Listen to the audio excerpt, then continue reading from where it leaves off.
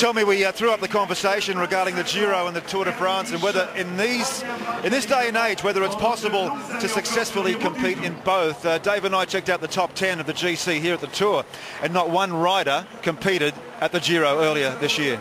I think this year was a little bit special in the fact that the Giro today was so tough, and all comments after the Giro was how fatigued everybody was, and I think that short month between the two races wasn't enough to recover. So with that retrospect, yeah, the Giro wasn't the best preparation this year. All right, Alessandro Petacchi, he's got himself the green jersey. Simon, we thank you very much, and good luck for the future, the immediate future.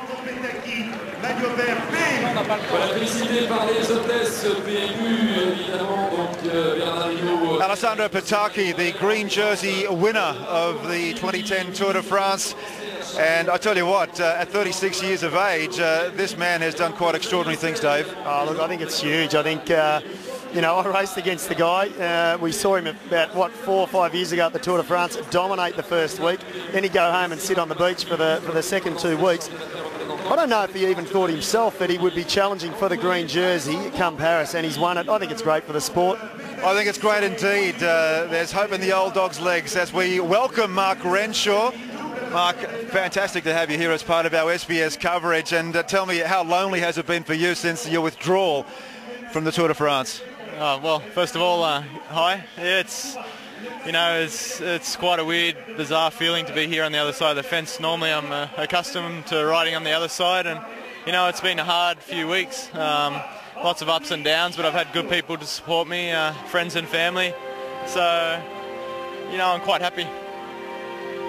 Well, it's good to see that you're happy as we look at the presentation for the King of the Mountain jersey, and it's Anthony Chateau, a great competition for French riders.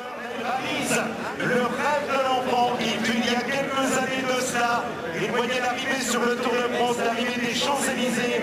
Aujourd'hui, il en est le meilleur graveur. Imaginez son bonheur, une arrivée, il a réalisé, bravo. Well, he's got a record as long as your arm, Anthony Chateau, given that build-up from Daniel Manjas, the course announcer here at the Tour de France. But back to Mark Renshaw. Mark, what are your feelings about Mark Cavendish, your teammate? Yeah, extraordinary ride today. He once again proved that he's by far the fastest sprinter. He's proved that the last 2 stages here in the Tour are quite easy in Bordeaux, and again today. So, you know, I'm really happy for him. You know, I've supported him the last couple of years, and he's become a good friend, and you know, he's great to work with. So, quite proud of him. Well, you know, he's proven that he doesn't need Mark Renshaw. He doesn't need to train. He's off the wheel he sort of rides off the wheel of some of his rivals. How do you feel about that? Yeah, he's shown that character in the last 2 sprints, but yeah, you know, it's been a long road to here. There's a lot of guys missing, so I think my job's pretty safe. I'm only joking, Mark. I say that with all due respect. Yeah, I know that. So yeah, but I'm proud that he's been able to do it without the lead out, and he's probably proved a lot of people wrong. Do you think, Mark, we talked earlier about, for me, the big turning point for Cav was when he got that first stage win and the emotion on the podium. I love that. And for me, that was such a big turning point for him. Obviously, you get the monkey off the back, you get the confidence up, but it was huge. Let's just hold that thought, because the yellow jersey is now being presented to the... actually, it's the white jersey, I'm sorry. I thought that was Alberto Contador, but go on, carry on. Yeah, with Cavs, you know, that first stage win, I mean, it obviously took the pressure off not only him but the team.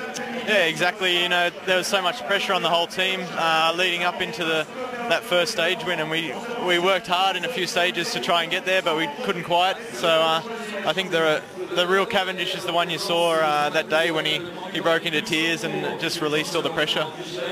Oh, Mark, what about your future? Are you going to stay with Mark Cavendish? I spoke to Mark very early in the piece, and he said wherever I go, Mark Renshaw will follow. Yeah, that's pretty much the plan. I've dedicated the next few years to Mark, as well as the last few that I've been riding with him. I think we make a pretty good combo, along with Bernard Eisel, so I don't see anything changing in the future. And look, the incident that forced your withdrawal, the suspension from the Tour de France, a lot of people are still arguing the point that was a headbutt. I know that it's not on your character to behave like that, especially in a sprint. Can you explain exactly what happened? Yeah, the problem within cycling is a lot of people don't know the rules and the background of cycling. They hear headbutt and they think I've walked down to someone in Cronulla Mall and given a big headbutt straight in the face, but that's part and parcel of bike riding. We see it on the track, we see it on the road. Unfortunately, the whole world had their eyes on me at that exact moment. I think the reasons why I got sent home weren't for the headbutt. It's probably for the movement off my line later on, about 50, 100 metres later. So in saying that, you know, I defend myself. I still believe I was innocent. I still believe the punishment was too harsh. Have you come out of the whole situation a different person?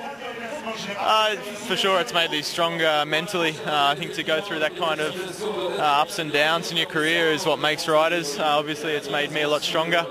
Yeah, but I'll live and learn, and you know, now I'll just show them with my legs. If next time Julian Dean tries to come next to me, you know, I'll just ride away from him. So, has anything been said between you and Julian Dean since that moment?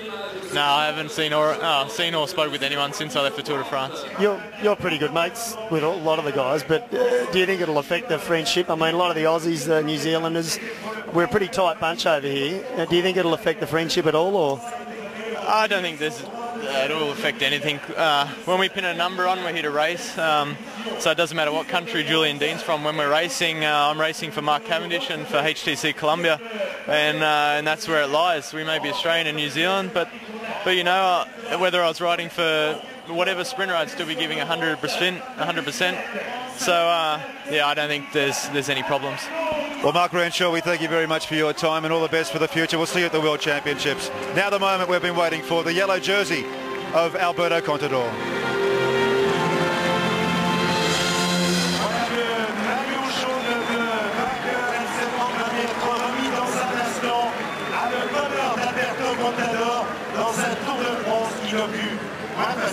Voilà, félicité par Bertrand Delanoë, le maire de Paris, et également par Anne Broche, directeur des ressources humaines et services à LCL Banque, les hôtesses LCL bien sûr, le Petit Lion, la bise d'Anne Broche et les félicitations de Bertrand Delanoë pour le grand champion espagnol Alberto Contador, en présence toujours bien sûr de Bernard Hinault. Well, it's a great moment in the life of Alberto Contador, a three-time winner of the Tour de France, a five-time Grand Tour winner.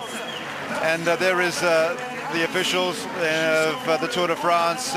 Great moment, special moment. Yeah, fantastic moment. It's always whoever's up there on the top. You know, there's always a special essence about the afternoon when that happens. I just hope they get the right national anthem this time. Remember last year, Tomo, they got the wrong anthem for him, and so I just hope they sort of get it right. But I think they will.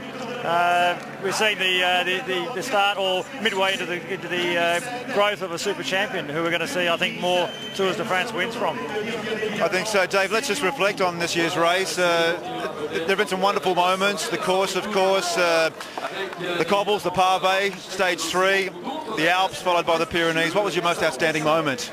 Well, you might be surprised. I mean, you always think about, you know, someone winning a couple of stages or winning a jersey, but for me, and I've thought long and hard about this, Ryder Hesjedal, the Canadian, that ride he did on the pavé, I thought was fantastic. He got caught in the end, but he held off, really, the master of pavé. You know, the Saxo Bank guys, he held them off for quite a while. He got caught in the end. But then he lost two of his main players, Christian van der Velde, Tyler Farrar, and he stepped up to the plate. Really, their tour was in tatters. He stepped up. Not only did he go in breakaways, but he still managed the top 10, 7th overall, and he's a big guy. I mean, he could ride the pavé. He got over the mountains. He time trialled well, and he moved up some placings in the end. So, for me, that was ride of the tour, because Contador, Andy Schleck, Cancellara, all of these guys, we expected them to do what they did, whereas Hesjedal, no one would have picked the rides that he did. Okay, he didn't win any major prizes, but he is a guy that I think now Garmin will say, hang on a minute, we've got a guy here who's done top 10. Maybe we need to put some focus on him for the Grand Tours.